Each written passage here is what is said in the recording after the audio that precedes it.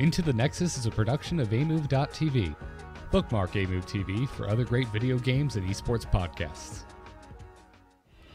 Into the Nexus is sponsored by listeners like you via patreon.com/ITN.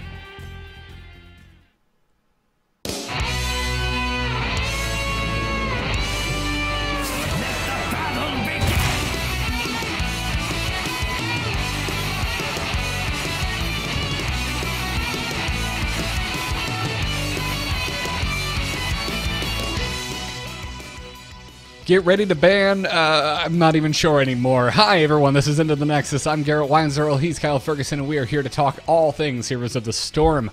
Welcome back, Kyle. How you doing? It's good to be back. I am recovering, but doing well. Fell down to Diamond 3 this week, defended myself against Diamond 4 with the first ever Thrall victory I've ever had in Hero League. What? You've never had a Thrall victory in Hero? Really? Yeah. I find that so hard to believe. So many months ago on Tomb of the Spider Queen, when Sundering still had that ridiculously long stun on it, I took a Thrall and lost. And we had an ETC too. So Sundering, pushing people apart, ETC, Mosh Pit back then. It didn't go too well, and I got very, very yelled at. So I abandoned that. I've never really been into him, and I do take a lot of pride that I've climbed with characters that I enjoy. But darn that, you know, I was sick of losing. I was sick of losing all weekend. And in fact, throughout my play for the rest of the week, I wrote down in a notebook all the things I should be picking and just stared at it during the draft. Just to make sure that I didn't deviate to comfort picks. Because the top of the show here, Tychus is out. He is. So I'm still doing okay with him. I believe, according to Hot Slugs, I still have an above 60% win rate with Mr. Tychus Finley. It was closer to 70, but still okay, still good. On its way down. But Kyle, I'm glad to hear that because I had a terrible week this week. I went up a full rank. Oh, congratulations! And immediately went back down. What a wild ride! Yep, yeah, Mr. Toads. Now, if we could make like Disney Orlando and remove Mr. Toad's Wild Ride, I'd be a much happier person. Sorry to my wife, not really, who loves that ride. It's a better ride than the Winnie the Pooh. I agree. But that is neither here nor there. Yeah, I have had a very rough week of Heroes of the Storm. If anyone has been following me on Twitter, which I know a lot of our Into the Nexus listeners do, you probably saw me today being a big old sad sack, a big old salty sad sack. I've seen some things this week, Kyle, and I don't like what I'm seeing. It's a time and a place, isn't it? It is complete chaos. The meta was already really strong. We have extremely strong heroics in the game right now. Artanis was bugged, now fixed. Raider was bugged, now fixed. Yep. So things are getting better, but really, until those bug fixes went away, the bans were going to the bugged characters. Hopefully, in your all's league, it was happening in mine. But that means map picks were fully available on every single map that they had an advantage. Yeah. So it was a mad dash for Thrall, Sylvanas, everyone go, go, go. Are we still banning Rag? Who knows? What do you want? Literally everything that's perfect for this scenario is available because certain heroes are broken. Yeah, it's been a weird 2 weeks, right? Like it's just been, and the Raider bug it goes back even further, you know, it hasn't even just been 2 weeks, but so much has changed in the last 2 weeks. So much so that our first piece of news that we're going to talk about once I play that lovely little bumper is going to be a patch that came out like not even like half a day after we posted our most recent episode last week. That's right. Into the Nexus is now the Angry Chicken. It's happened. We've gone down that road. Whatever. We were even saying how tame, you know, they just fixed the things. They didn't really change up the balance or anything like that. Well, they came in Friday and mixed things up a little bit. Yeah, no, absolutely. So with that in mind, let's just do it. Let's move right into this week's news because we're about to talk about it anyway. Hit it, Uther. We're on, boys! Ha-ha! Let's liven up this place! Put me to the stage. Click the play button and let's get started. I guess Uther didn't start that out. He ended it, but I stand by it. So we talked about a balance update last week, and then the day after, there was another balance update with a lot of rather sizable changes. Let's just burn through it, Kyle, because it's a bit of old news now. Ragnaros, his Q damage has been reduced, and there's been a sizable health and damage bonus reduction on level 20's heroic difficulty talent. Talent diversity at 20. Healthy. Yep. Cool. Earthquake is really popular, it turns out, and now it's going to take 40 more seconds before it's ready again. This I was not pleased with. Why? Because this doesn't fix the problem. This actually increases the problem in my eyes. How does this increase the problem? Because at least once a minute, Earthquake was going off, so it stayed in people's heads. At a full 100 seconds... we're still all kind of collectively learning what that feels like. We're so used to what a mosh pit felt like and how long that took. But Earthquake is in that forget about it kind of territory. Same thing happening. I mean, Artanis has the top win rate in the game right now. See, I was going to say that it's making one of the major sources of the salt I'm going to be spewing this week even worse, which is it's making bad thralls worse. That could be too. That's what I'm noticing. The thralls and Rhaegars. Those were the things I was seeing that I was not liking, by the way, that I didn't finish because we immediately started alluding to this patch.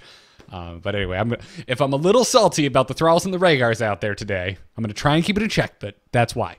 It's a madhouse. It's an absolute madhouse. People are taking Thrall that never really play Thrall, me included. Absolutely. Yep. I'm part of the problem now. But I made a tactical decision that I could be a better bad Thrall than my current teammate bad Thrall. And it's been working out great. You're better at being bad at a hero than everyone else. I understand the solo lane. I understand the lightning. I took in Venom, and it totally kicked butt. Everyone was just screaming in my chat because I was live streaming at the time. And Venom, oh my god, NA sucks. No. Hang on 1 second here. Damage over time. All right. Bear with me. Lasting a period of time greater than or equal to 4 seconds. Destroys Zul'jin because he has a poison on him when he comes out of Tazdingo. That's good. That's good. But really, I am rather surprised that Thrall still has Venom, and it hasn't been like Earth Spirit Quickening or even jazzed up in the least. Yeah, they haven't. It's a generic talent, and it's still chilling on Mr. Orc Leader, or former Orc Leader, as I almost said. Wow. All right. How weird that we were just in the meta with Raynor, where basically the only guys left with lame generic talents are owning the place. Yeah. But to be serious here, I do think this is a problem. It comes down to Hinterland Blast. Why is that cooldown so long? We've talked about this before. And then you just automatically go Mighty Gust. Because there's more options to use it. Yeah, no, I agree. And I mean, it's not the only thing they did, right? They increased the damage on Sundering, but not by a ton. Not enough to make me start going back to Sundering. No. We would need some sort of replacement, a slow, something to make up for that stun duration we lost in the past. Sundering isn't really about the damage. It's always nice to get a sweet kill with it. But Earthquake is just tactically a fantastic ability, regenerates health for Thrall, but mainly just controls an area. And if you understand those basics, you can play Thrall right now at a high level. I would like, Kyle, folks, if you're watching the video version, the only reason I'm making mention of this, if you're listening via audio, you would never have noticed. Kyle, I would like to jump ahead many, many bullet points because I just feel it slots in better right here. Go for it. Okay, cool. You wanted to highlight an article over on GoSoGamers.net this week, written by Durazian. I hope I'm pronouncing that right. Called the R Meta. It's called the R Meta reveals potential problem with Heroes game balance. And basically in it, it calls out Bloodlust and Earthquake and says that they are too powerful for how easy it is to use them. And I agree. We talk about this. We talk about in Solo Queue Hero League that telegraphed abilities are extremely powerful. We can even compare that to Team League, where Jaina is extremely powerful because the Ring of Frost locks people down and people respond to it very quickly. Often Rings of Frost in Hero League don't have any backup. Jaina's too vulnerable. She's not getting enough support to get in that position anyway. You also, when you do Team League, have a wide variety of skill set players. So you might take your Jaina player and maybe they're lower league, but you know at the very least they're able to get you a sweet Ring of Frost, and that's all you need out of them for the game. Yeah, no, you're absolutely right. And there's that. There's something about Ring of Frost, right? That I feel like it's in a good place. It's difficult to land a good Ring of Frost. There's a lot of ways to screw it up. There is a counterplay you can do by running into the middle. Then it gets more interesting as people put their Blizzard in the middle of that to stop people running in. That's an interesting choice. Yes. But the telegraphedness of Bloodlust, literally, a giant red orc erupts from Rhaegar. And Earthquake, which is extremely loud, extremely let's go now, I think is making things too easy. And I want to talk to you about this, really, because for me, I don't know if I can have a perspective on this. I feel a little lost. Because I've heard the argument that it's not healthy to have heroics in a MOBA. No matter what they do, it'll always come down to who used their heroics better. But I can't imagine a world without them. It is MOBA. It's like if you didn't have minions on a map, is it a MOBA anymore? Right. If you didn't have minions on it, I might actually agree with what Blizzard attempted to do for many years up until recently and call it Hero Brawler. Yeah.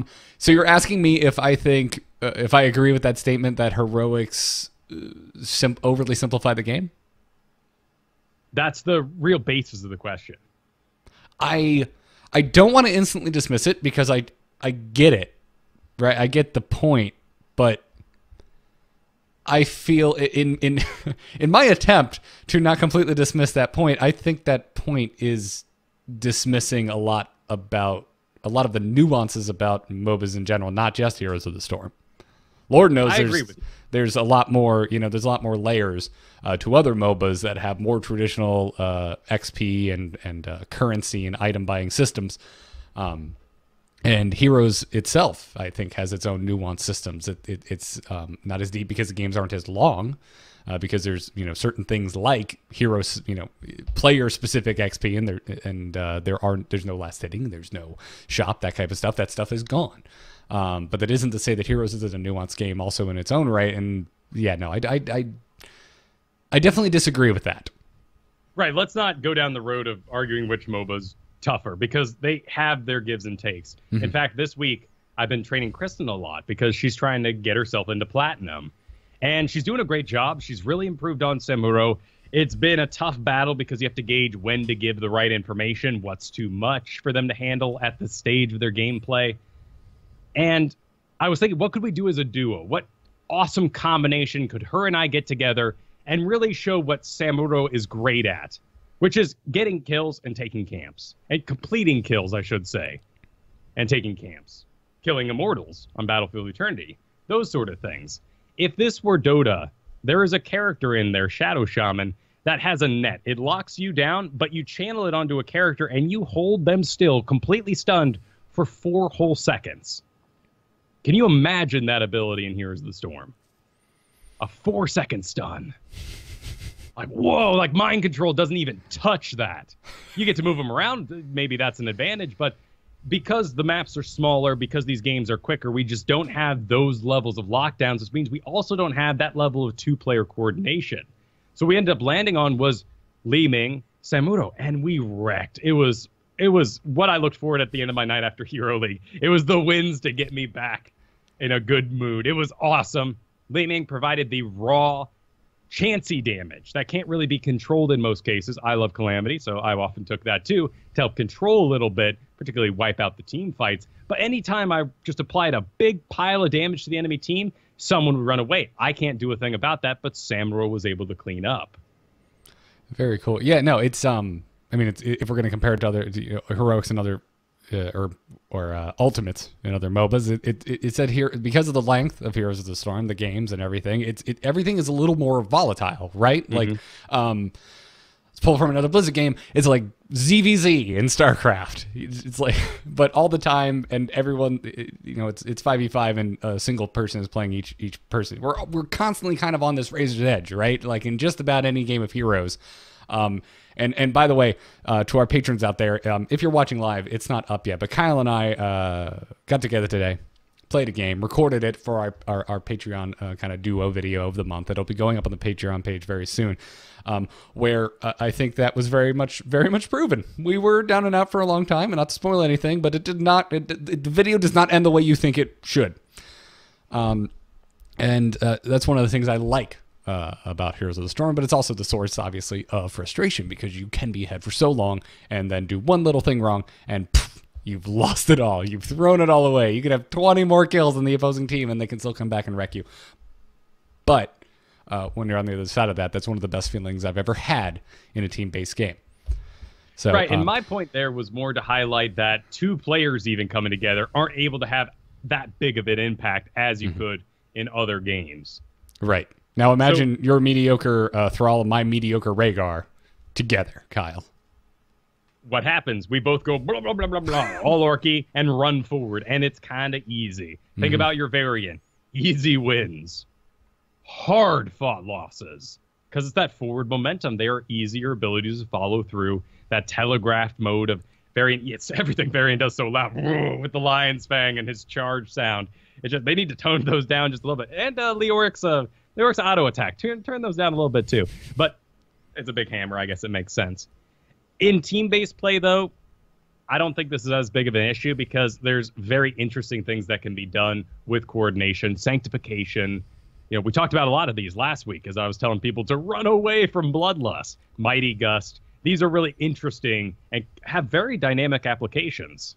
Yeah. So what do you think the balance is, right? Like, I mean, trying to look up again, back to Durazian over at Gosu Gamer's article, who's basically saying that Bloodlust and Earthquake, their power level shouldn't be as high as it is for how easy it is to execute them correctly.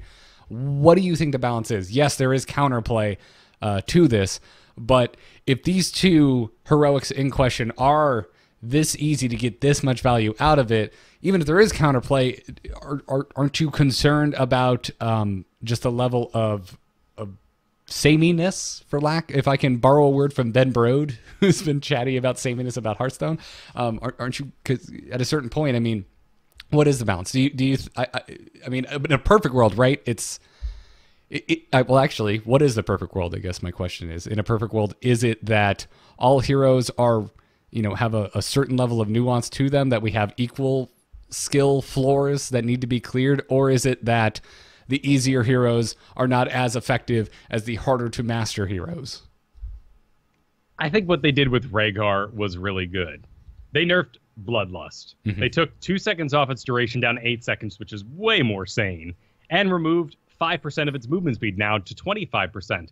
That's a big nerf because you're not going to catch, you're not going to get in melee as easily, and the duration's just straight up shorter.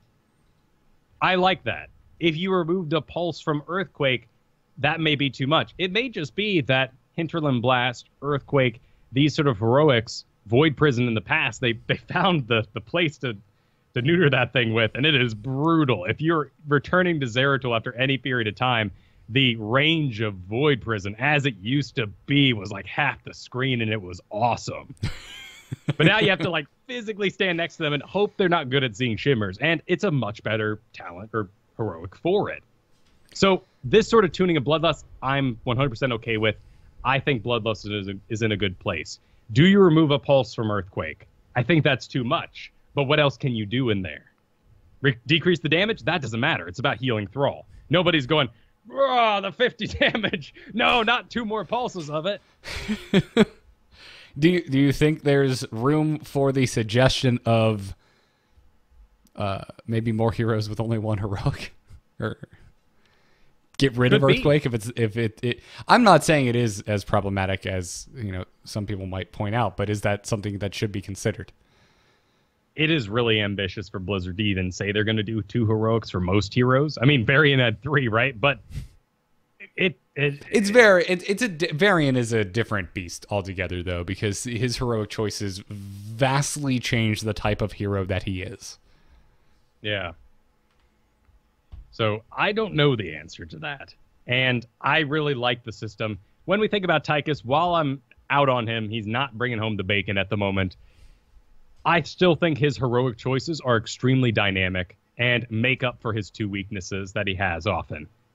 Ability to zone for a longer period of time, or getting caught in the sort of mid-range cluster when you need something long-range and pokey, and Tychus can transform himself into that.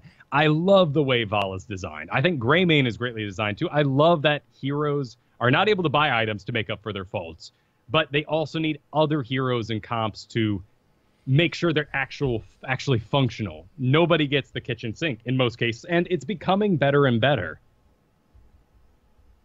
Yeah, no, you're right. That being said, you did bring up Greymane, who, to keep you honest, Kyle, you've talked mad smack about 50% of his options on heroics since the dawn of time.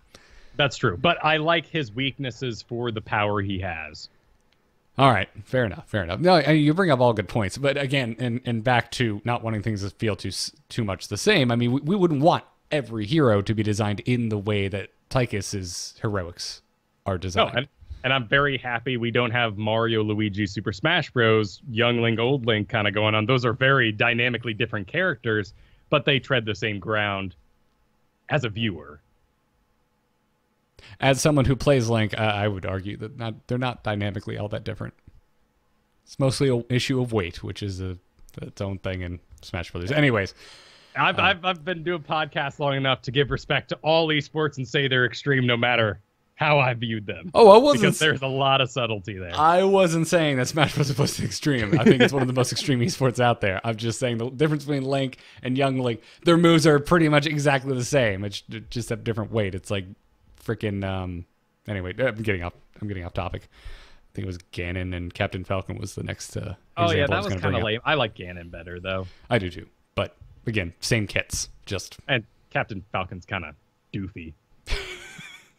That is very true. But it's from a different time. He's also kind of fabulous, which I love. But anyways. I mean, Falcon Punch. You can't go wrong. And at a Ganon, it just wasn't the same. Right. Again, I digress. I'm anxious to see if... Do you think Thrall's going to be this thing? Do you think Thrall's Earthquake is going to be this thing that we're going to see tweaked over and over and over and over again for a while now? Oh, will it become the new Void Prison or the new Mighty Gust? Or freaking what was it? What was it in StarCraft that they kept? Was it bunkers that they kept tweaking forever? Oh yeah, that's because of the bunker rush though. That was a legitimate problem. Yeah. And they weren't sure how to fix it. Then we had like the neutral, if you guys remember this, the neutral supply depots came up, and so you couldn't bunker certain areas. It got real messy real quick. I think they've learned a lot since then. I know that this isn't the right thing for Earthquake. And it's tough.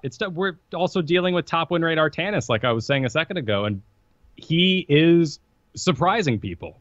And whether or not you're doing a bug, which is now removed, he still can just randomly grab someone out of the shadows. And that could be enough to win a game when every single fight turns into a 5v4 very quickly. That's what I really like about Artanis right now, and I know we're trying to... We said we were going to move quickly through this. Of course, we unintentionally lied. He can grab people from the shadows, but also, if he's just out in the open, there's still that... You can absolutely make a mistake. You can make the same mistake with Artanis that we were making when he launched, which is forgetting that he has shields, forgetting that he can live through things when you think you've got him dead. And the amount of times I've seen that happen this week is out of this world. Yeah, Zarya's also really up right now, too, for the very much the same reason. Not because you're grabbing people making 5v4s, but the surprise factor of a shield sweeping in and changing everything on the field. Mm-hmm. Basically, I guess what I'm getting at is you probably shouldn't chase anyone in this meta right now. It's really dangerous. It's extremely dangerous. Anyways, back to this. Let's try and get through this as quickly as possible. Zul'jin, they were actually internally testing Tazdingo at 60 seconds cooldown on that heroic, but they planned on shipping it at 90. Apparently, that just didn't make it to launch, so that's why all you Zul'jins out there, that's why 30 more seconds have been tacked on to the cooldown of Tazdingo. Also, its mana cost was increased, but I find this is one of the weirdest changes I think we've ever gotten in here. It's like, it just didn't, you know. It didn't get done in time. Like, isn't this one of those like magic knobs the team one loves that you can easily? It's an integer that's easily changed. I have mana issues on Zul'jin. This is kind of a big nerf because holding on to 75 mana when you're in the thick of it is kind of hard to do in some cases. But in all reality, Is there an instance where you should Taz Dingle every minute? Probably not. You're probably going to die when you do it. Yes. Zul'jin has really messed up drafting in my eyes, though. How so?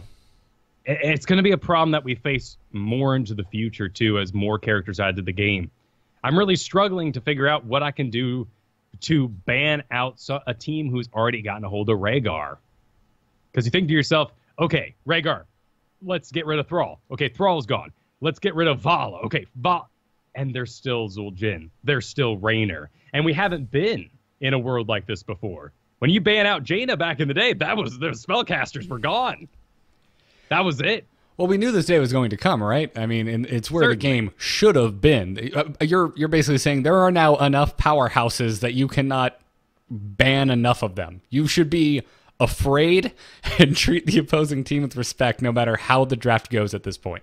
Pretty much. And if you're a good auto attacker, you're pretty much ready to jump between those characters. Yeah, and I'm not saying that you're not right, and I'm not saying that I'm not terrified as well, and the drafting has been insane this week for me. All of that is true, but this is where I think the game should be. This is where the game was always heading, and I'm kind of glad we're here. I think we just need to deal with it. We need to accept that this is now Heroes of the Storm, adapt, and move on. Absolutely. One of the big issues, though, is this is all really showing what we're lacking in the game, which is CC. And double bruiser comps are in because of Artanis. And you make up for Artanis with Chaos, with Zarya, I've seen some crazy stuff done with Johanna in the second tank. Johanna, Zarya, these sort of things. Like, everyone's drafting double tanks to just try to make up for the CC that we once had. You can't hold anyone down. That's why Tychus is suffering so much. I think my most successful games this week, and this is completely anecdotal, but I've had a rough week, but some of my most successful games were solo tank Johanna games, where on our team, and there were no other melee. It was like old school. We had one tank, one support, 3 ranged. And it worked great. It worked out so well that this is what I wish most of my games were like. You just highlighted one of the other big problems with drafting right now. And I was talking the past 2 weeks about how much I was playing around with Zeratul. Nope, I'm off that train hard. Because people don't stop taking melees when you take Zeratul. And Void Prison with melees goes very poorly. But pick ranged. It's easier. It's better. But our melees are very flashy.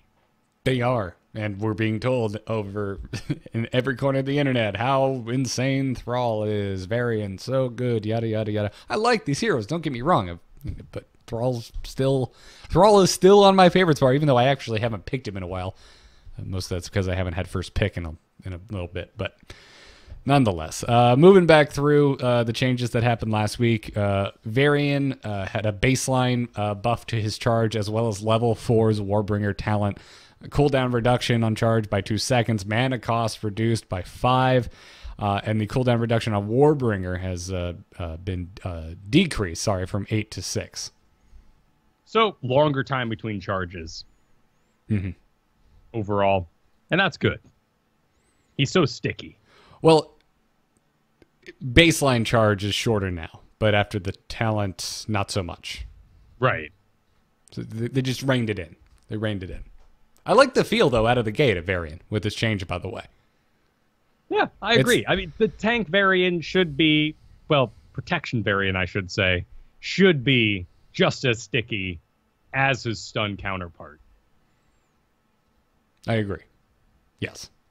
So, and then inoculation at level 16 was removed from Morales. They said that with the new armor system that we've talked about on multiple episodes now, that inoculation and shield sequencer were both doing very similar things. So, and I didn't know this. I was always taking inoculation because it gave that 50% reduction. But when you have 2 stacks with shield sequencer, you can cast them both on the same person or 2 different people. Yep. It just gives you a choice with shield sequencer, so why not take shield sequencer? Exactly. It was the more powerful choice. You were just limiting yourself with inoculation. Granted, it was easier.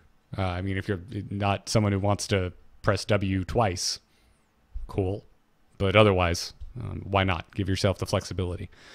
Already talked about the Bloodlust from Rhaegar. You're very excited about that. Dahaka got talent nerfs to Primal Aggression, Symbiosis, and Primal Swarm. Very minor knockdowns, though. And this is of the main Dark Swarm build that's just going around and everyone's doing. So they're trying to encourage some talent diversity. Yeah. And then finally, Diablo. Fire Stomp. Just getting reined in a bit. Pretty innocuous, though. Not too bad. Not a big deal. Decreases a sort of random damage in the area. Let's all, as Diablos, declare right now that used to be a level 13 talent when the waves would come back to you. They don't do the damage like that at level 1.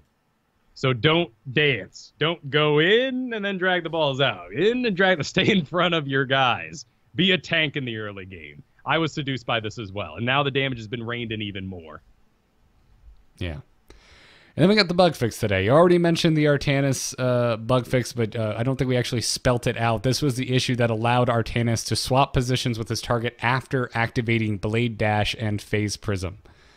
That's no longer the case, but you're still going to see a lot of Artanis, and I think Artanis is in a really good spot. He didn't need this bug to be terrifying. No, and his win rate is actually up today. We don't have a lot of numbers yet, but there weren't a lot of people exploiting this. It was quite powerful because it allowed you to drag someone back with you to your team rather than completely swap. Yeah. Li Ming, basic attacks that are empowered by the Cannoneer talent will now correctly trigger the bonus damage granted by the Charge Blast talent. Didn't know this was happening. I'm glad they fixed it. This was in the game since Li Ming came out, I believe. Really? Actually. Yeah, you either got one or the other. Charge Blast, where you hit the magic missile, get that bonus damage on your next attack, or the Cannoneer, when you cast a spell, you get increased damage on your next auto attack. So now the two stack together, so you can run auto attack Li Ming. Yes. I'm going to get right on that. Not really.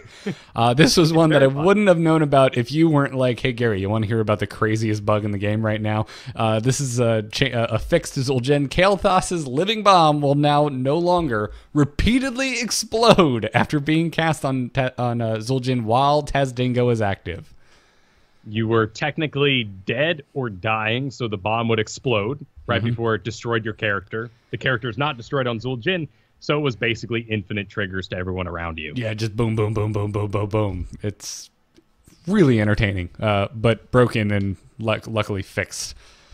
Also, Rhaegar's Ancestral Healing will no longer fail to heal Zul'jin if it's cast in the same moment that Berserker would reduce his health to 1.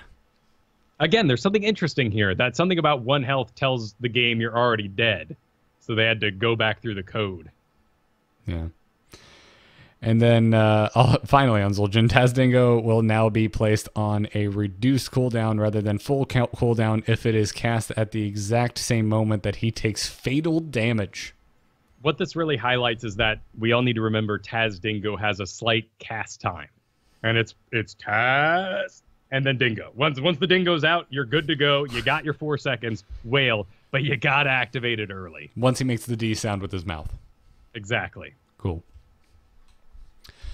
All right, that's all the changes to the game since we last met. Most of them happening hours after we recorded last time.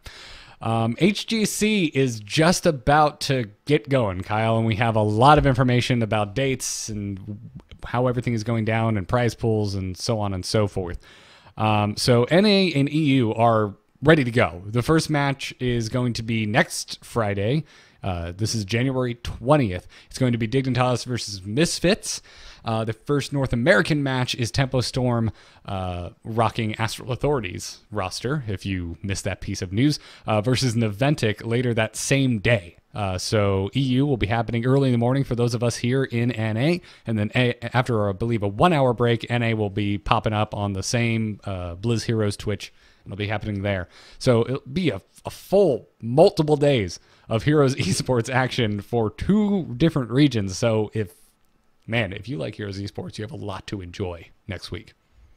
There is going to be an intense amount of streaming with these. The Korean games, when they eventually fire up, are going to start at 2 a.m. Pacific time, which means basically for 18 hours a day, you can watch Heroes of the Storm Esports in the coming weekends. Yes. Although I don't think Korea is going on at the same time because their qualifiers don't even wrap up until January 22nd. We've already finished the qualifiers for NA and EU. So not starting at the same time, but once we're all in full swing, once all the regions are going, that stream will be going all day long. Mm-hmm. It's ridiculous. There's a lot of heroes of the storm esports. Thank God for on-demand VOD services when it comes to Korean streams. So the Korean season starts February 3rd. The qualifiers end on January 22nd. And then if you're interested in HGC Gold League in China, that's also happening later and will not join the rest of HGC until the first Eastern Clash. So that also brings us to clashes. The first Western Clash is going to be taking place at IEM Katowice, I believe is the correct, extremely white American way to pronounce that, on March 3rd through the 5th. This will be the qualified teams from North America, Europe, Latin America, Australia, and New Zealand will all be going there to compete for a $100,000 prize pool. And then on March 17th, the Eastern Clash is going to take place.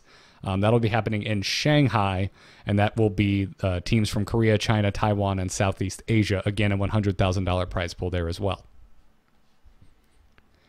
And that all happens until the mid-season brawl, which we probably shouldn't even really think about because this is so much to take in. I'm excited for Heroes of the East-Storm, to start, basically. I'm excited for how that's going to change up our meta. I want to see Rag. I want to see Zul'jin. I want to see these new guys at work. I want to see people playing them. And how that's going to change up our experience at home, that's really exciting to me. I have no idea how this is going to work as a storyline. It seems like a mess. It seems like a lot of things, right? I was hoping that with this revamp, Kyle, and this is going to get we're going to get in the old StarCast days here, so I apologize to everyone who's never followed StarCraft esports and definitely didn't follow really early Wings of Liberty esports. I was hoping for GSL-like schedules, where it was, 4 teams, one group per night over the course of multiple nights, easier to follow, more akin to traditional sports, nice for me to wrap my head around, very easy to follow along with the story arc. Instead, this is a bit like... all crossovers in Marvel happening simultaneously. Kind of, yeah. Granted, the GSL for StarCraft was very small. It took place in Korea. You had to be there to compete, physically, in person. So that gave it a sort of energy just because the audience was live, the people were live on stage, the casters were live. It also aired during the middle of the night for us, but was posted during the weekdays. And I watched basically during the height of StarCraft every single match because they were fantastic and came out during the weekdays. Streaming full time on the weekends, that's going to be tough to catch. Yeah, and I guess part of the complaint here, right, is like there's too much talent spread across too many regions, so it's not like I'm just like, yeah, Korea, that is it. I mean, yes, the Korean teams are really good, but so are a lot of European teams. In fact, lots of people are looking at China as one of the big competitors here, and competitors, and people are hating on NA a lot. I guess kind of what I'm saying is that Korea's domination in StarCraft made following StarCraft, if you're like me and all you want to see are just the best matches, excruciatingly easy. Right. I guess we're living in the past, a little pie in the sky, but this is a lot to chew. Yeah, it is, and I all I'm doing is complaining, and sadly, to my own how I like to be as a person, I don't really have a better suggestion. I'm not sure how you would parse this out. Maybe less, maybe less brawls per year. I don't know, but there's just got to be a way to make this a little more consumable. Well, there is some hope for us at home, and that is that the community managers have come out and said in the past that the battleground pool for this esport event will be smaller, and in our next season, it is likely that we are going to have a pool of maps that reflect what esports is playing. I like that. Me too, because 12 maps is a bit too much right now. It is. I think it just straight up is. I think it is too much. I sat down. I was trying to figure out why I was losing so much. Tychus got thrown out the window, like I said, but I was trying to make a flow chart, as to how I would tier my heroes. But then you throw 12 maps in there, and it was just impossible. So I just made lists of 3. Yeah, and it's not as much as we get on Garden of Terror as a battle grind that you and I both are just kind of done with. It's not that bad, right? It's not like any of these battlegrounds are just so awful we never want to see them again. It's just there's just too many. There are too many. It's too varied. It's one of the best things about Heroes, right? Is that how much a battleground can have an effect on the game. How different one game can be to the next because of the battlegrounds. But when there's 12 of them, good God. Rate it in a little bit, please. Curate. And I give credit to players. I'm not saying that these are too many maps for players to be able to handle. It's just a bit much to get good at that many characters. But things are going to happen. Weird things are going to happen when they reduce the pool. Remember when we went down to Braxis, when Braxis came out and they reduced that pool down to about 6 maps? Gazlo was on top. He was the top winning hero because they were a lot of point control maps and that favored him. Yeah. So it could be interesting maybe just to change over things from season to season, that we have completely different metas for those groups of maps. Yeah. Well, shall we stop teasing the listeners and actually just list the battleground pool? Let's do that. They'll be using. Okay, so Braxis Holdout, Warhead Junction, Towers of Doom, Infernal Shrines, Battlefield of Eternity, Tomb of the Spider Queen, Sky Temple, Dragonshire, Cursed Hollow. More importantly, Kyle omitted no Blackheart's Bay, no Garden of Terror, True. no Haunted Mines. Interesting. Haunted Mines is the one I'm disappointed about. Well, we could all use a little help to figure out what's going on there. Yes, that's pretty much it, right? It's because it's the new battleground. I want to see it. I want to see it played on. I guess they maybe feel it's not properly balanced. I've heard both extremes of the rules, that always collect the skulls. They're too powerful. And then I hear the other extreme, which is never go in the mines, only collect mercenaries, control the top, and you win the game.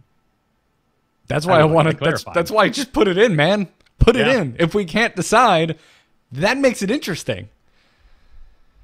So anyway, that being said, not disappointed. And if this is going to be our rotation, hopefully, also not disappointed. I'd be okay with this. Yeah, if it's just this season and then it changes out, which they said it's going to, this map pool might change after the mid-season brawl. I wouldn't mind something coming out and then slotting in Haunted Mines, because I want to see Haunted Mines in HGC, but I can wait. There's also floating around, which we haven't talked about yet, those invite show matches they're doing on top of everything else, because there's going to be like a bit of downtime between some of the big finals. Yes. But there's not really any information on that at the moment. Not yet, but I would expect that to take place with Haunted Mines and maybe new characters that aren't allowed on the map and stuff like that. Yeah, and if we get a new map, who knows? Maybe that too. Probably. I mean, there's certainly more maps coming. Yeah. So, all right. And if you're following along, we're skipping over the R meta. That is check out the R meta reveals potential problem with Heroes game balance from Durazian over on gosugamers.net. And then there's some other news that we kind of skipped across. Obviously, Valera was leaked last week. Possibly, maybe. Valera was freaking leaked last week. It seems like, yes, on the 20th, 22nd, somewhere in there, there is going to be a Valera release. They accidentally posted some files up ahead of time on the Blizzard press site. Yes. Yeah. It's not there any longer, but yes, it did pop up. Oh, I didn't notice the date before. It was dated as 1/24/2017. So, hey, the week of my birthday, maybe we're hearing about a new Blood Elf being added. Right. I think that gave it more legitimacy, because that would be about the time we'd get a new hero. Yeah. Also, it's Valera. It's probably, of course. What are they, like, revamping her for Hearthstone? Like, where else are we getting Valera? There's a tie in there that you can't deny, and Hearthstone players will come over to try her out. Plenty of people have already argued that we don't need stealthers. We certainly don't need more melee, but I think she could still be unique enough. Do we need more stealthers? Do we need more melee? Do we need more assassins? Do we need more Warcraft heroes, Kyle? Yeah, when you start showing off that list, it's clear that somewhere around Medivh, something happened. And I think it was Ariel, even, right before that. I think they said, look how fun Ariel is. Look how active you feel. we need to go back to the drawing board on supports.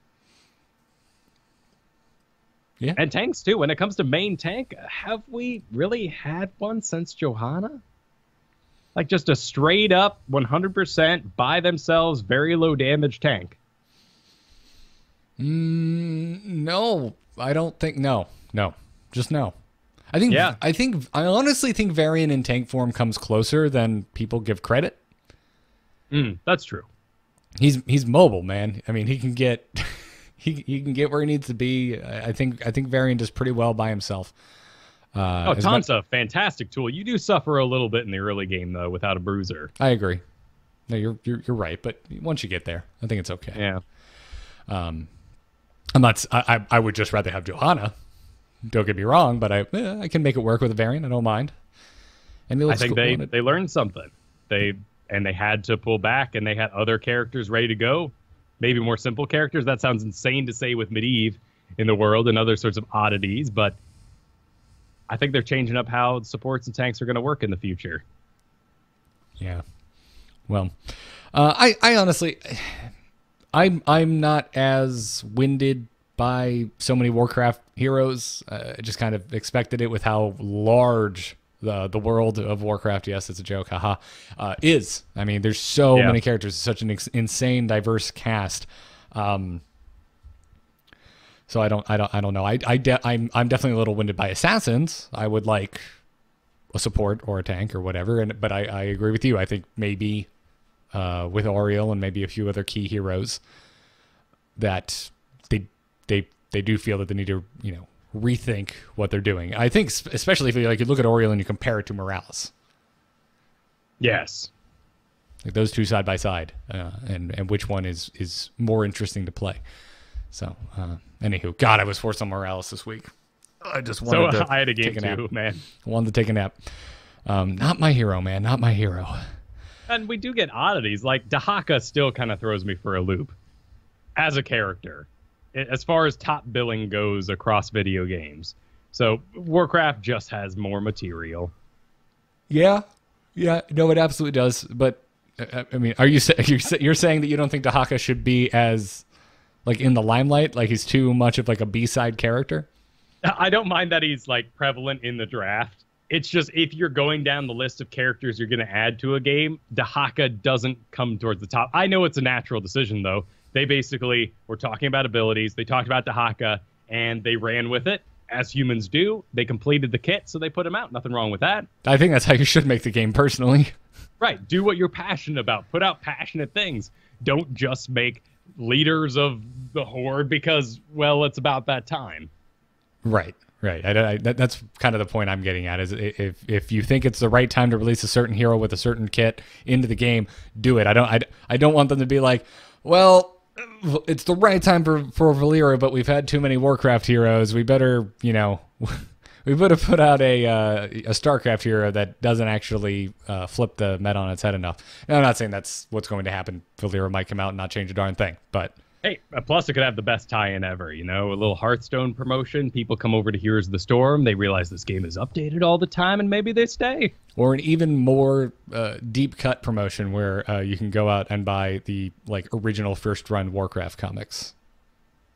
Ooh, that's where Valeria's from. So, anywho. Other than that, all characters are going to be free this weekend. So if you have those friends who are like, Heroes is pay to win, and you've been dying to get them in, they're like, no, you're like, no, you don't get it. It's so good. Just try it. Now is the weekend. All Heroes from the 13th to the 16th. I'm gonna try and snag a couple of my buddies and drag them in. Be like, you like Kerrigan, get over here. You, Tyrael, all right, let's do this. I'm just going to start yelling my friends' favorites Blizzard characters at them. As always, during these promotions, be prepared. It's going to be wacky. There's going to be a lot of Abathurs and a lot of Lost Vikings. That's why I'm saying play with your friends. Go into a quick match. Have a good time. No stakes. No stakes. Yep. Unless you're cooking steaks on the barbecue. That wasn't funny. Also this week, Miami Heat have invested in Misfits Esports. I already mentioned Misfits. They're going to be in the very first game of HGC next week. But yeah, man, Miami Heat throwing down money into esports. Obviously, I have a feeling Heroes of the Storm wasn't the main reason they decided to invest. Misfits have their hand in many different esports, and this has been happening a bit because they're not even the first basketball team to invest in esports. The Philadelphia 76ers own a majority stake in Dignitas. They also bought up Apex and merged it under Dignitas. If you missed that. There's a lot of money being thrust into esports right now. I personally blame Overwatch, but it's totally not the only reason. Why do you blame Overwatch for that? Just because it's so catchy? Because this didn't really start... this is like a post-Overwatch thing for the most part. It's like Overwatch launched. There was talk of the Overwatch League. There were a lot of meetings being had at BlizzCon. And all of a sudden, lots of money from established traditional sports brands finding its way into esports. To be fair, the League video they put up was pretty seductive. I kind of couldn't stand it personally. It wasn't for us. Right. We weren't the audience of that. Right. This was for people who own poker players and agencies and that sort of thing to go, oh wow, this is a real thing now. I need to get in on this money. No, I completely understand, but oh man, it was like an EA Sports trailer for me. Oh yeah, it was a little gross, but then it had its misogynistic moments too, and it got kind of weird. Not my jam. I'm here for the orcs and elves. But nonetheless, I still think that's really cool. I mean, esports has just been growing since those days of the early StarCast episodes, Kai, where we went, what's esports? Yeah. Literally on air. You can go dig through old StarCast episodes. You will find that episode, I'm sure. We're just like, huh? What? We have to cover what? We're just talking about the game. We don't want to talk about a bunch of nerds sitting in a room playing this for money. How much money could there possibly be? Oh, that much. Oh, my. Oh, my. That's a lot. Really? Oh, my God. That's a stadium in South Korea. What's going on here? And the rest is history. Anyways, a lot of StarCast throwbacks today. Well, it's a big esports day. Yeah. A lot of the news came out, and we don't know what this is going to feel like. And we don't know if it's going to be digestible. That's what I'm most scared of. So we're pulling back on our old memories, trying to process this huge pile of content that's coming our way. Yeah. Like I said, I think the baseline of my concern is that there is too much quality content to consume. That's not inherently a bad thing. It could definitely be worse. But it is still hard, I think, to see everything. Yeah. Anyways, let's move into strategies. But before we do that, let's thank our patrons supporting us over at patreon.com/ITN. Again, want to remind all our patrons, by the way, it's the first of the year. Apparently, a lot of cards, a lot of payment info expires on the first of the year. Always surprised me. I think I've always had a September expiration date on my cards for whatever reason. But you could use a very small portion of the information I just put out to steal my credit card, I guess. But nonetheless, please go and check your payment information if you want to continue supporting not only Into the Nexus, but any other project or creator you support on patreon.com. That being said, we really appreciate all of you who are supporting us over there. And on this episode, we'd like to thank Bradley I, Johnum B, I'm going to say Kaiju or Keiju, Peter Q the Third, Krond, Mistaken Mishaps, which I love and would be a good band name, and Peter O.R. Thank you all so much for supporting the show. Very much appreciate it. Now, Kyle, are you ready to tell me what to ban? Because this episode hasn't been confusing enough, let's do it. Cool. Choose a talent. Choose a talent. Talent? Ah, that seems generous. Don't reveal our plans to our foes. I mean it. Not a word. All right, Kyle. What do I ban? What do I ban? Because as we said earlier, there's a lot of scary heroes out there now. It doesn't matter what heroes you ban. There'll always be something that can just ruin your day on the opposing team.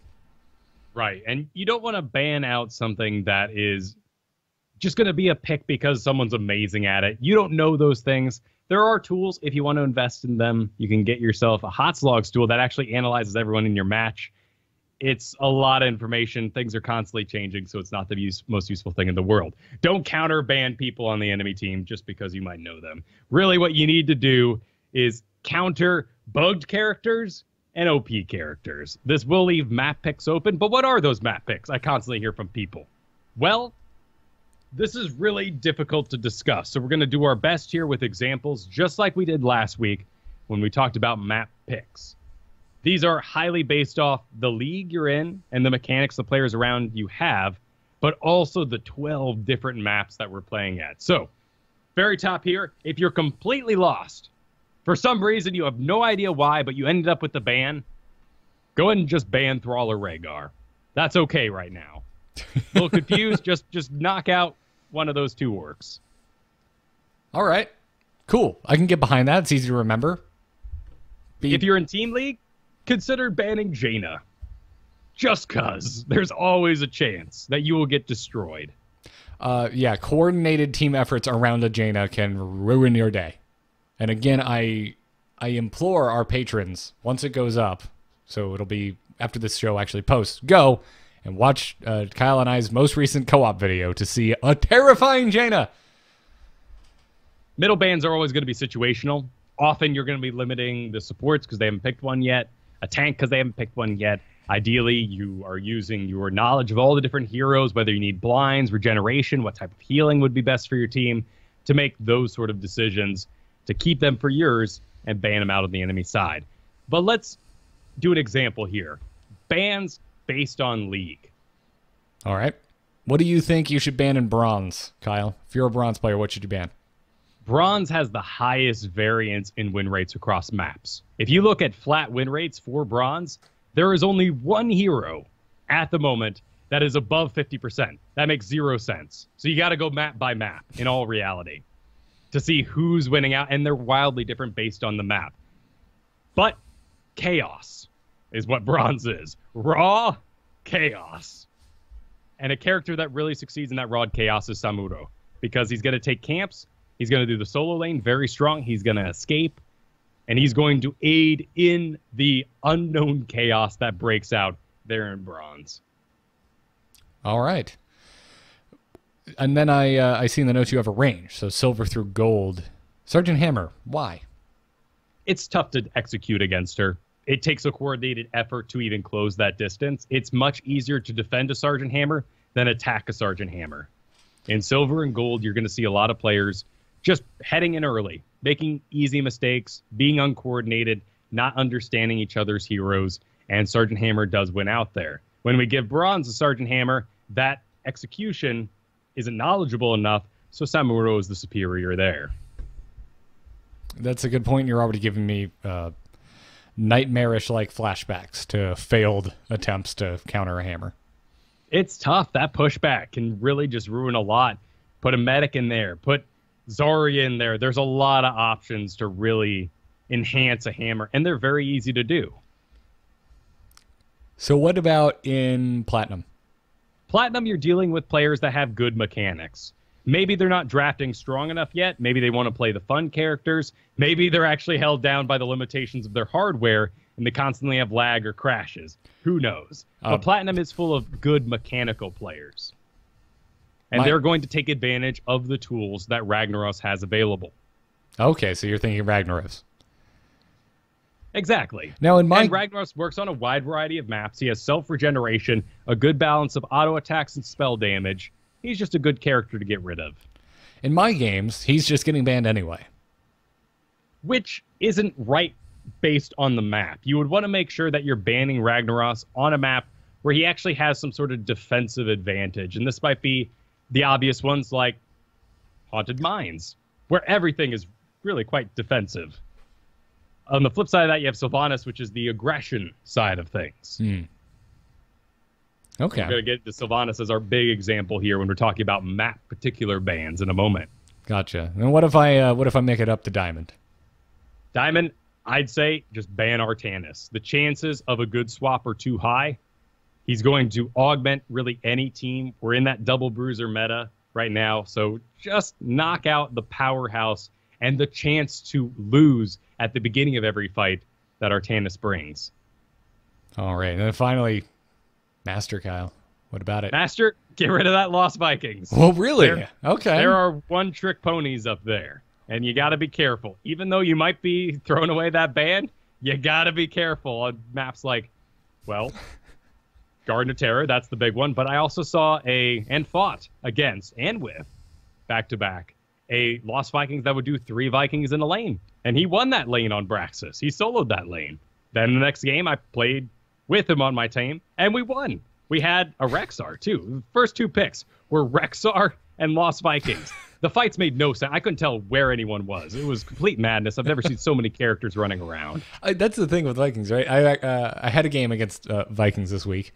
I think it was, I want to say it was actually one of my better games, but they actually did bring all 3 together quite often, and I haven't seen that in a while. They do a lot of damage together. They're a force to be reckoned with. It's just, I feel like we see them together so rarely that I know I certainly wasn't ready for it, and I'm sure there are a lot of players out there who kind of have the same problem. You've just been conditioned to deal with one Viking at a time. So when they do group up, you make mistakes. It can be surprising how they keep going, and in Masters, they have the mechanics to execute the strategy required to make the Lost Vikings work. Now, of course, none of these I've just mentioned are map picks. These are just going to be things you might want to consider in the background if you're entirely lost based on your league. I've ended up banning way more this week than I have at any other point since Hero League became a thing. Well, that makes sense because you went up to Platinum 4, right? And then fell right back down. Mm-hmm. So those victories must be weighted for you to encourage your MMR. You jumped up in MMR more than you lost, and now you're back in the pool of lower MMR players. Gotcha. So what I should take away from this is I make terrible decisions on bans. You might. You might. I would encourage all bronze players to stop banning Morales. She has a 40% win rate in your league. I encourage you to stop banning ETC. But I understand why you want to get rid of them, because it just feels bad. It's tough to lose against what feels like an invincible team when Morales is healing them. Yeah, fair enough. And it causes a death ball. People follow ETC because he's going to get a Mamash, and everyone crowds around Morales when it's successful. Yeah. All right, so let's get into map picks. I mean, Sylvanas is a big thing, right? Sylvanas is a ban you should, I think, be considering a lot of the times, but which battleground specifically should you most likely ban Sylvanas so that you can get her yourself? So I think a couple things to preface this. These are all going to be NPC summons, like a Punisher, or a hero-controlled vehicle, like your Garden Terrors or your Dragon Knights. However, if you are below gold, don't even bother banning Sylvanas. And there's a very good reason for this, because Sylvanas' victories are a 70% win rate at the 13-minute mark. And every minute that the game goes on, she falls down about 5%. Until she settles around 49. Our game today was really special then, apparently. Yes, we won a very late game. Sylvanas there. But it's all about decisiveness. Sylvanas is only as good as the player who's using her, because you have to take advantage. Sylvanas is an investment in winning early. You get that first objective, and then you make it a snowball with the XP you get off the buildings. Sylvanas also performs well on maps that make no sense in this equation, like Black Hearts and Sky Temple. 2 maps where you can get an easy snowball and win the game if you just play safe. However, the main maps you're going to ban Sylvanas on are going to be Haunted Mines, Golem, Infernal Shrines, Punisher, Battlefield Eternity, Immortal, Tomb of the Spider Queen, well, Spider Queens, Brax's Holdout, Zerg Wave, and Garden of Terror, the Garden Terror. Gotcha. So explain why exactly. Why does Sylvanas perform so well? Because it's not like she disables the Garden Terror. No, she shuts down the buildings, though, that would attack it. Gotcha. Now, and you can theory craft this a little deeper, and maybe even not favor her on Braxis as much, because when there's a single boss kind of creature moving down the lane, the towers, the fort, they all lock on and help destroy that. Sylvanas turns off that damage, which is substantial, and allows that to push forward. It also means that there's no chance that the Punisher will go down and the tower or the fort is going to retarget. So you can really crowd in there and really push the advantage you have. And that's one of the real things about her. On Brax's Holdout, if you turn off those towers, well, half of them probably locked onto Zerglings, and then the fort got confused and attacked a Ultralisk for the whole thing, but it was actually the very distant Guardians that were doing all the damage. It doesn't matter as much there. Right, it's not as advantageous. Also, you can imagine if you get behind on Sylvanas and you're forced to defend, you have no power, really. Because you're not shutting off buildings. Those lane minions that are pushing your gate, behind them is a 3-level up hero. And he doesn't care if his little minions turn off at that point. They're just fodder for your buildings. Right. All very good points. So this is a good point. This is a good distinction between the strength of Ragnaros and the strength of Sylvanas. Like, are you being offensive? Sylvanas. Are you being defensive? Ragnaros. Is there an objective you can actually interrupt or take advantage of? Like Infernal Shrines. If I'm Ragnaros there, the map is really big. There are distant lanes. We are all 5v5 forced into the very top for a shrine. That means Lava Wave in the bottom has a lot of value. Split Soaking, Brightwing has a lot of value there. But Ragnaros has an additional thing there. He could turn into a building and absorb some of that Punisher damage. He can turn into a building and siege the actual Infernal Shrine's pit, getting skeletons. I had a game this week on Ragnaros where we were 5 skeletons away from getting the Punisher. My whole team died. I just walked back as Rag to the building, turned into it, and started just sieging the area. I got the 5 skeletons from safety. Which is beautiful. I never even considered that. That being said, I also haven't had a single chance to play Ragnaros in Hero League. He has got the most bans in the game right now. For the most part, it's really not warranted. You really want to favor him on maps where there are extremely distant lanes. Or point control, where you can take Sulfurous Smash and really mess up someone's day as they're trying to channel that Towers of Doom, for instance. Yeah. But you lose some of your defensive powers there. So it's an ebb and flow. Ragnaros is overbanned right now. And I would suggest people start letting him through. Because also he's been overbanned. People haven't been getting to play him. Nobody has practice. It's going to happen eventually. Just let it happen on our terms, I guess is what you're saying? Exactly. Start practicing against Ragnaros now. So there's an ebb and flow to this too. And when there are enough OP or map pick heroes in the game, you're going to play a little bit of a mind trick on the enemy team. If you're first pick, you will not ban the best thing for the map because you're hoping to get it. Yeah. Seems obvious, but it can get rather complex. And you want to make sure that, well, let's ban out the Thrall because we're never going to take him. Certainly, that's a very obvious one. Communicate with your first picker, see what they want to take. Don't ban that. Leave it open. But also, as these metas change, if you're listening to this episode way in the future, remember not to put the idea in their head that that's what you're going for. And this happened a lot in the past as we moved through burst metas and other things like that. If I want KT on my team, for instance, let's just imagine that's the meta right now, I would not ban Jaina. Because the second they see me limiting the burst, they're going to go, oh, hang on here. They're going to try to control all the burst damage, all the spell damage. Let's get rid of Kael'thas. Yeah. You're making informed decisions. Right. So if you want Artanis right now, don't ban Dahaka first. Even if it's a great ban for the map, which it could be. Warhead Junction, Infernal Shrine, Sky Temple, these maps where they're big, big, big, soak it out, join later globals, as we said it last week. If you want one of those characters, don't ban one of the globals for your first pick because it'll put the idea in their head and they'll know what you're going for. Well said. What about the scenario though? You want Artanis, don't ban Dahaka is what you just said? That's an example, right? Okay. It won't always work out that way. I think Artanis should probably just get a first ban if you're not going to do one of those map picks. I you know me and my monkey wrenches. What if you're in the scenario though where you don't ban Dahaka, they end up banning Artanis, and your first pick can't take Dahaka? Oh, because he's not able to pick it at all? Well, or he's listening to us and he's terrible with Dahaka and so doesn't play him. Absolutely. Then luckily we had that conversation with him as the banner and said, hey, what do you play? Show me your picks. Show me. And ideally they're aware of the meta. They show you the top 3. They know that the first picks are usually Rag, Dahaka, Artanis, things like this, and we can coordinate that. If nobody's talking, I'd get rid of Thrall, right? Or I get rid of Artanis. We have these sort of, at the time, either bugged, like Raynor was, or OP heroes. And really, I feel bad saying the word OP. I really do. But there's too high a chance for you to mess up standing in an earthquake and there's too high a chance that the enemy is going to have an easy time winning with Earthquake. They're absolutely counterable. It's ease of use. Yeah, I mean, all the way back to the only time we've had Dunk Train on. Don't increase your. Oh my God, I'm forgetting the quote. Burden of execution. Burden of execution. Exactly. I was trying so hard not to invoke that this entire episode because we fall back on it. But damn it, it's such a perfect phrase.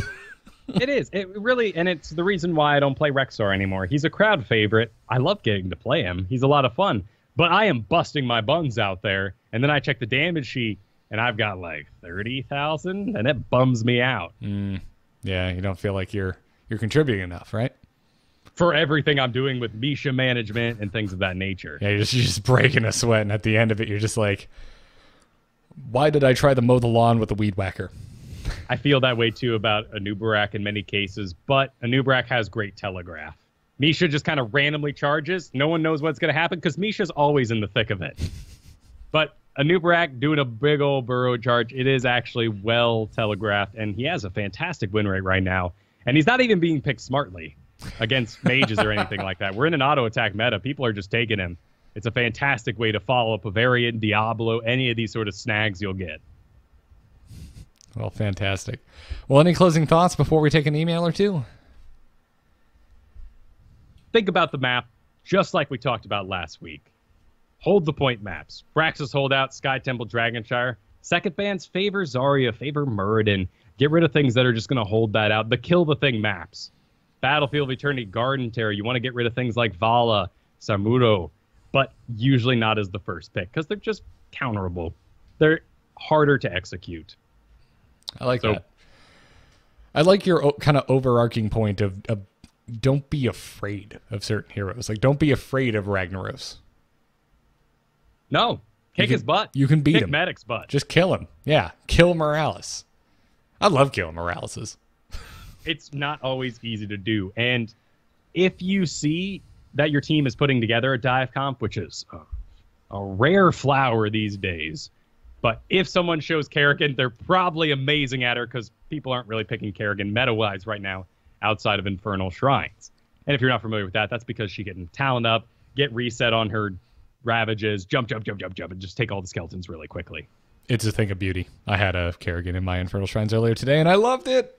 I loved it so much. It's great. It's great to see them work, land their combos, but it's so rare that you wouldn't ban Kerrigan on Infernal Shrines unless you're in the very top league of play because it can be such an advantage. Same as you wouldn't ban Lost Vikings just cuz. But top league, there's always a chance.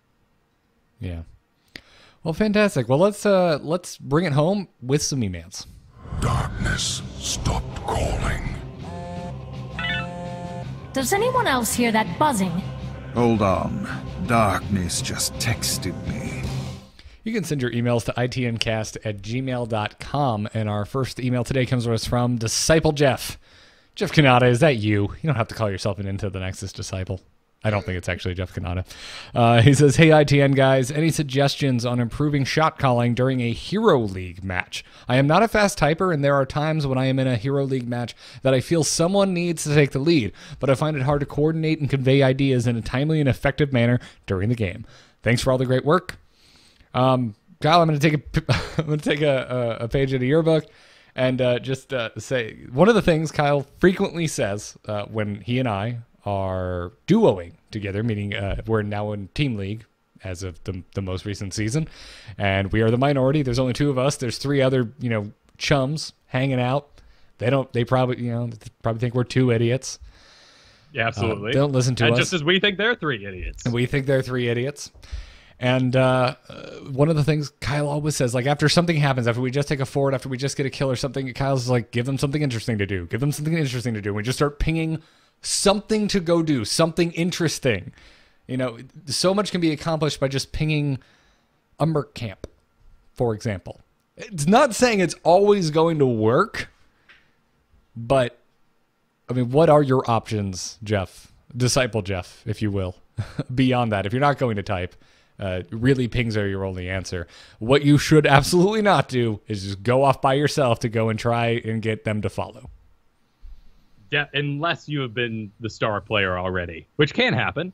I have seen ETCs enter the middle fight on Tomb of the Spider Queen. They rock it, and guess what? That ETC just made himself a perfect 4-man rotation because everybody's following ETC. Everyone loves the guy. He's kicking butt. He's going to get us kills. He's going to make us win. Those sort of things, just leading through example. You're not typing anyway, so fantastic. I'm assuming you're not being toxic.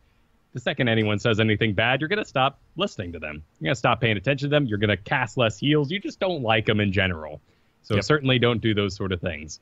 But I think you said one of my favorite ones there, outside of just being great and causing the support and the tank to really love your Vol and follow you everywhere you go. Suggest something fun, like a Merc camp. Everyone loves taking Merc camps. Don't ever say, be safe. Why don't we just ping a safe Merc camp for us all to meet up at? Yeah. You will find yourself, because it depends. Let's get that. I need a drop for that. You will find yourself in scenarios where there are just no Merc camps to take. There's no objective up. There's no safe fort to assault.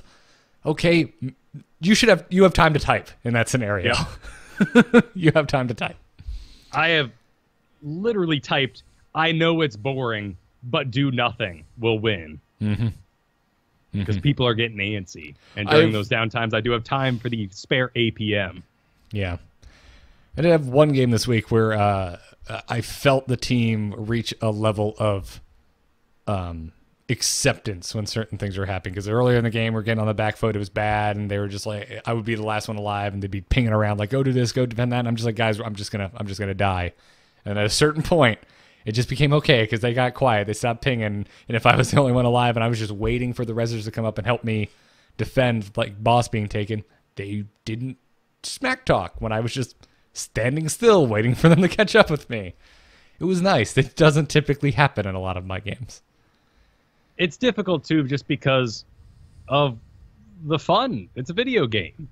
The biggest thing I'm working on right now as an overall concept is not defending forts as they go down, if I'm the only one there. I don't know if this is from Dota, where towers are more powerful, or I just played too many defend the castle games, but gosh, when a fort's going down and I'm all by myself, I think to myself, those buildings will protect me. No one's going to charge in here and just take me out. But it's heroes, and they will. They will. Absolutely will. They do not care. Depending on the hero, you might not even need more than one of them. No, that is true. If there's more than one of them, and a Varian. Yeah. If there is more than one of them, what are you doing there? Run. Stop it. Do something proactive. Take an enemy fort, or just don't go there. Yeah. And wait for more people. I don't know, man. I don't know what it is. I think people maybe we get it in our heads because we've all had that person, right? That one person that blames you for their death because you started a retreat and they died. Something like that. I think too many of us let us get that stuck in our head.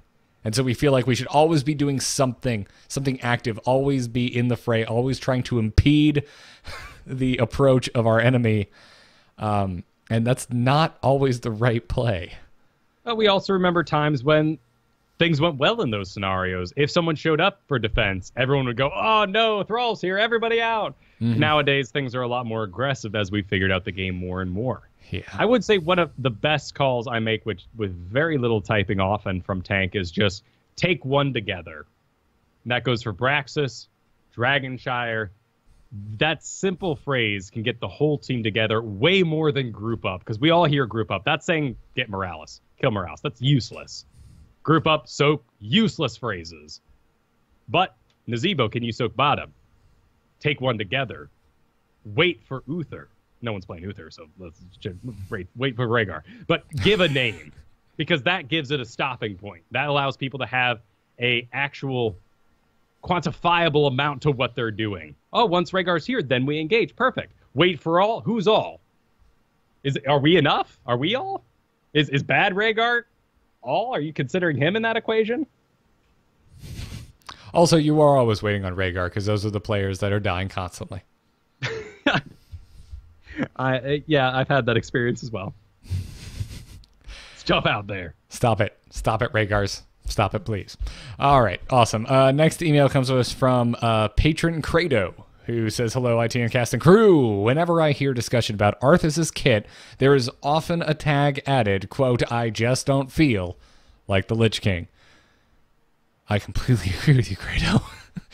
When talking about Overwatch heroes, the Widowmaker skin and then the D2 Amazon on Nova comes up with not a small amount of bitterness.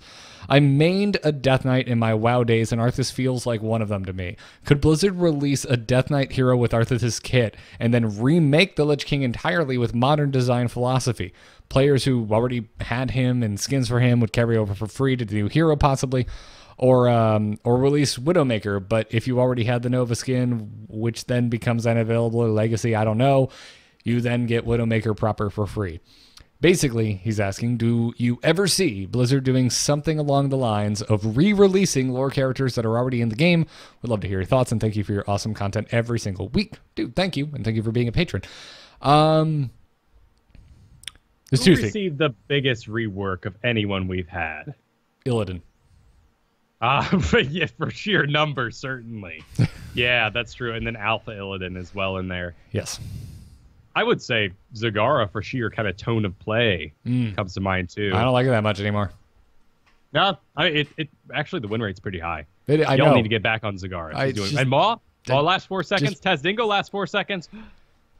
Throw him in there. It deals damage. He comes out. Don't like her as much. No, I agree. You don't produce the swarm anymore. No. You produce a Hydralisk. You more produce like little hero units or something like that. Yeah. Kind of weird. And I'm not getting creep tumors out as often, and just, I don't like it. I've fallen off as a Zagara, sadly. Get back on her, man. Her win rate's great. On point control, Dragonshire, stuff like that. Yeah. Maybe I should go back. I had a couple good Zagaras in my games this week. But anyways, I'm of a couple minds here. That would be really weird, but I wouldn't mind it, I guess. I mean, this ties into our earlier conversation, right? Like, how do you, if you're annoyed that Valyria is going to be next year, if you're annoyed at the amount of Warcraft heroes being added over and over and over again, I mean, ask yourself, what do you really want, though? I mean, do you want them to arbitrarily say, it will always be one Warcraft, one Diablo, one StarCraft, one Overwatch hero, regardless if it's actually going to affect the game for the better?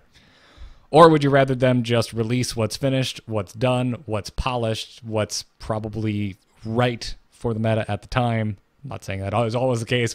Lord knows we've had strings of multiple heroes in a row that haven't really done much. But I think that is more what I would prefer.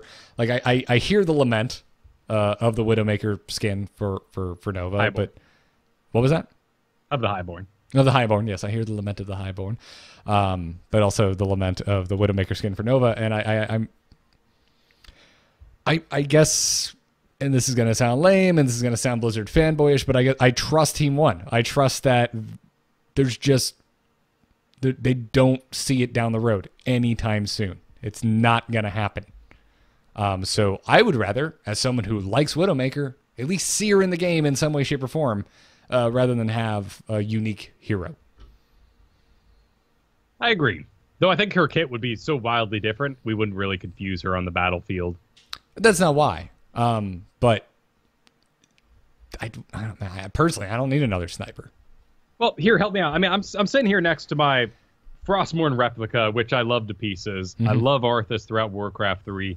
But what is the right Arthas kit? That lies the issue. I think it's something different to everyone.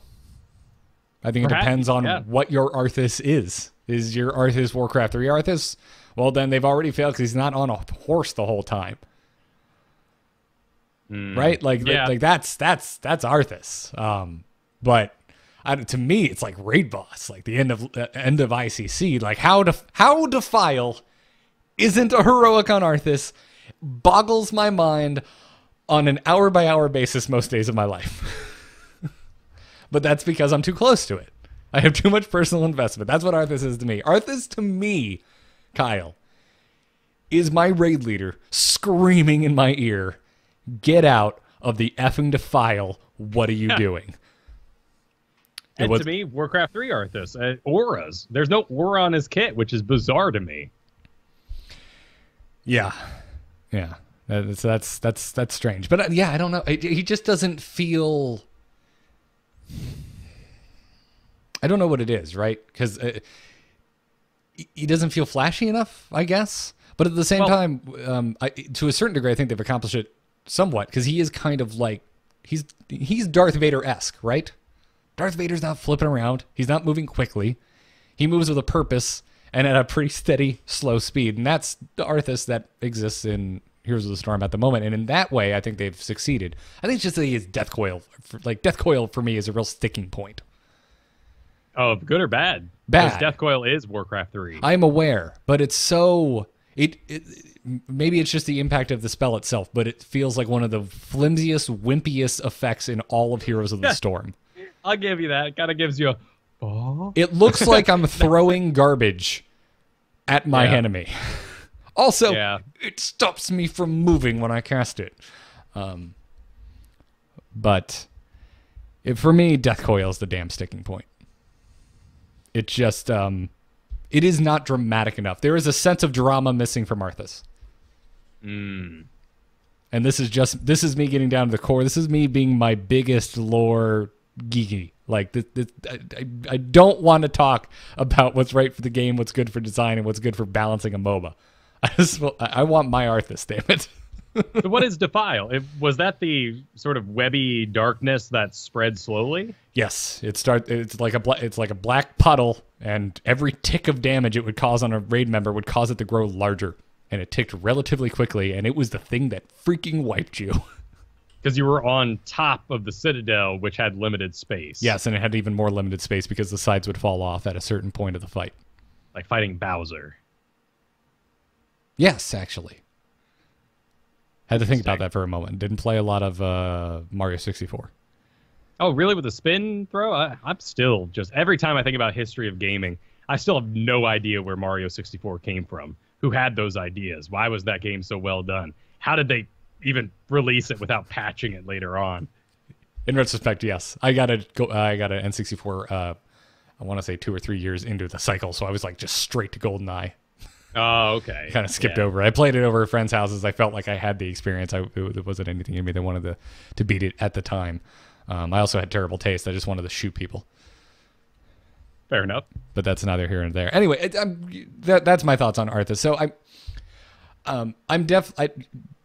if you listen to me on a lot of podcasts, especially on the Angry Chicken recently, you've heard me talk about how I just don't like arbitrary rules. I don't want anything to be the way it is just for the sake of sticking to something we said we were going to do. I would rather be fluid. I would rather be flexible. I would rather adapt, and that's what I would like Team 1 to do. So I think it would be unlikely we would ever see like a hero that already exists re-released, but I don't think it's impossible. We've already kind of seen it with some of the massive reworks we've seen with certain heroes, and I don't think it's unlikely that it'll happen to Arthas. I think it's unlikely it'll happen anytime soon because Team 1 has said as much. But I think Kratos has a case here. I think if they were to redo one guy, that wouldn't be awful. That'd be okay.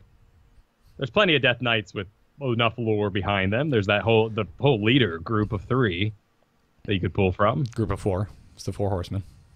No, those are 4 horsemen though. There's only 3. I'm like a casual Death Knight in my time there, but isn't there only 3 wings to the Citadel? So therefore, like one's blood, one's shadow or unholy, and then one's frost. None of them were headed up by Death Knights.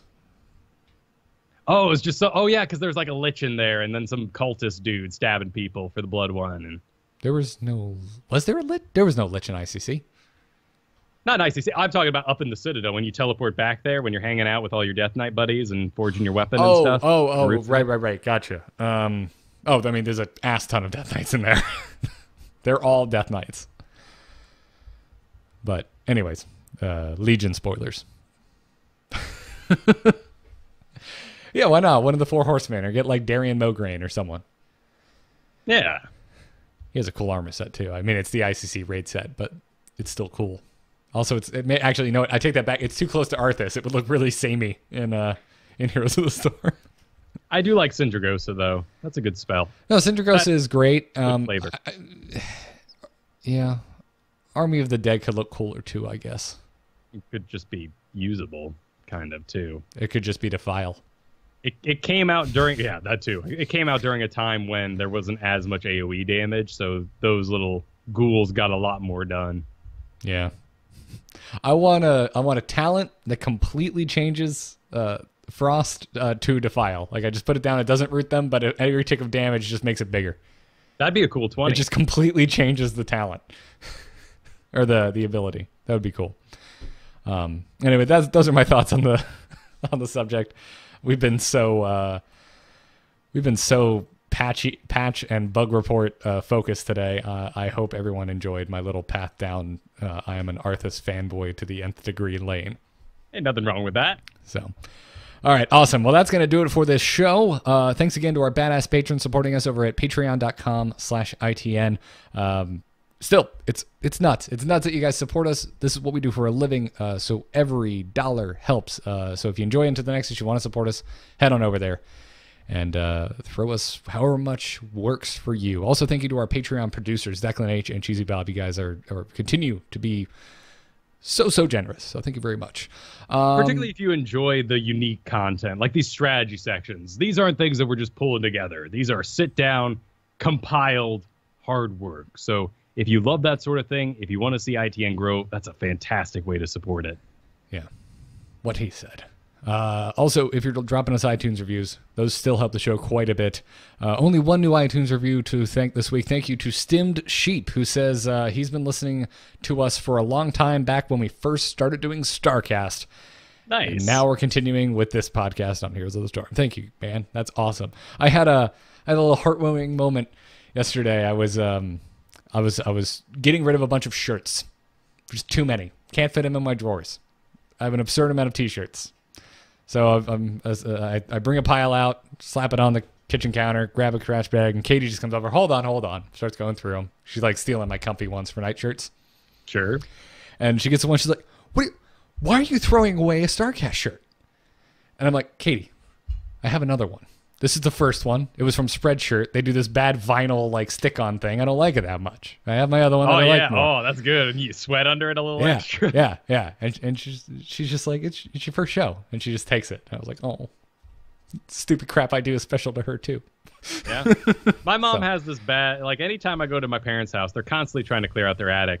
And she always like, go into the attic, throw out some stuff for me. There's too much stuff up there. And then I throw it away, and she grabs my old toys and makes them dance. I'm a grown-ass man, but I can't throw away toys when my mom makes them go, oh, don't throw away me, Kyle.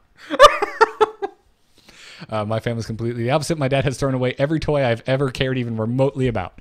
Hey, my mom threw away all my Connects. I am still pissed. I have no interest in ever playing with my Connects again, but damn it, Dad, I want all my Star Wars toys back. What the hell? Ooh. All of them. I had almost a full set of the Micro Machines Action Fleet, which were phenomenally detailed versions of Star Wars freaking ships, and I want them back. I'm getting way off topic. It's the end of the show. Bear with us. But he didn't just throw them away, by the way. He did like donate them to Goodwill and stuff like that. So somebody out there is enjoying my previous collection of Star Wars toys, which might be why I have a butt ton of toys on a shelf over there that I picked up since becoming an adult. So I managed to keep all mine. I have a Star Wars themed kitchen with Millennium Falcon on the wall and all sorts of stuff like that. That is awesome. I got a Kylo Ren helmet today. Today? Why? Today. Came in the mail. I'm making a Kylo Ren costume for Star Wars Celebration. Oh, awesome. Like, Yeah. Is that the Disney World one? You're going to go down there and... It is the official Star Wars convention that changes locations every year, and this year it's in Florida. Oh, awesome. Yeah, it's been in Orlando before, but it hasn't been back for, I think, a few years. So, Well, when they do a Disney one, do that. Pirates and Princess Party. Sounds lame. It was a lot of fun. Was it? I mean, I love pirates, man. And yeah, we dressed up as pirates. And to be honest, there's some princesses I really enjoy. Not in a creepy way. Like Beauty and the Beast is, I think, a traditionally very girly film. I freaking love it. No, Belle's awesome. I'm really excited to see the new Beauty and the Beast, and I'm at a crossroads, Kyle, because it appears my wife's sister growing up ruined that movie for her. Oh. So yeah, Katie doesn't have the reverence for Beauty and the Beast that I do. I can't wait to see in the live action movie where she deadlifts the Beast onto a horse. That would be fun. That would be fun. And also, one of my fondest memories is going to Disney with you, Kyle, and posing in front of the Gaston statue. It's true. good statue. That exists somewhere. I think we tweeted it out. Anywho, that's going to do it for the show. Catch us every Thursday night at 8 p.m. Eastern on twitch.tv/AMoveTV or on alphageekmedia.com. You can follow the podcast on Twitter at ITNcast. And we got to thank Gorath and Brian Griffith. They made our intro music, our outro music, and they're very talented. Gorath, I don't think has a website up yet, but Brian does. Check out briangriffithmusic.com. Kyle, where can folks find your work? You can find me at kyleferguson.com for Heroes of the Storm coaching. You can also check out This Weekend Team League is back. We've shaken off the rust. I'm excited to get in there. And really cool to hear how the entire core show has just really gotten heady about it. Like, they're so excited to really theory craft this weekend and give it their all and up their mechanics. It's been really cool. It's so exciting for me when players make the choice. They say, you know what, this isn't a casual game for me anymore. I'm gonna get good, and that just warms my heart. So 2 p.m. Pacific this Saturday, twitch.tv/Kyle Fergusson. Team League's going down. Nice. Folks, you can find me on Twitter at GarrettArt. Every podcast I do is over at amove.tv, and my graphic design portfolio can be found at nomoonart.com. But if I want to promote one thing right now, it's my solo show, The Angry Nerd. I've got a new episode out, a couple new episodes out, actually. If you didn't know I did it, I do. It's by myself. Sometimes it's 20 minutes. Sometimes it's 45 minutes. Sometimes it's really sad. Sometimes it's really nerdy and what you would expect from a show with me on it. And almost never actually all that angry, which is kind of just now becoming a running joke. But anyways, check it out. The Angry Nerd. Go give it a listen. And that's going to do it for this episode. Thank you, everyone, for tuning in. And we'll see you next time. Good luck and have fun. Take care.